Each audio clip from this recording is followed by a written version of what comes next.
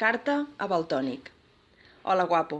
T'escric des d'un racó on mai hagués imaginat viure, esperant que les paraules passin per la nostra Mallorca i t'arribin d'alguna manera, siguis on siguis.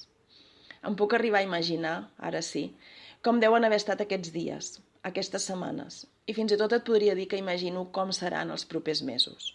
De la mateixa manera que segurament tu pots entendre millor que ningú des d'on et parlo. Escriure, imaginar, parlar, allò que tenim la sort de poder fer, perquè tenim el luxe dels sentits i de l'intel·lecte i disposem de la meravella de crear i de somiar.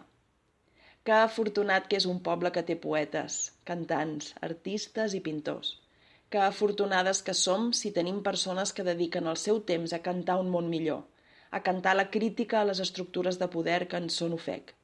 Quina sort que tenim de poder escriure la història de les llibertats, també a partir de l'art.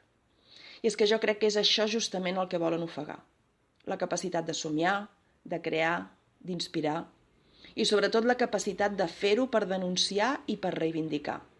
Per això alguns cantants, alguns pintors, alguns dibuixants molesten, perquè volen seguir dictant els colors, les lletres, i sembla que enyoren el regle a la mà.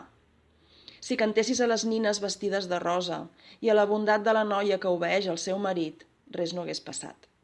Si cantessis a l'odi, tot homenatjant els que van matar les roges del Molinar, res no hagués passat. Si haguessis cantat el progrés que ha destruït la terra i l'aigua de les nostres illes, res no hagués passat. Però tu no has cantat els seus dictats. Tu no. Espero que siguis on siguis tinguis ganes de seguir posant música a la vida, de seguir cantant i, sobretot, tinguis la força per saber que només així, algun dia, als Països Catalans, cantar la protesta sigui un dret fonamental. Una abraçada ben forta. Anna Gabriel, Ginebra, 15 de juny de 2018.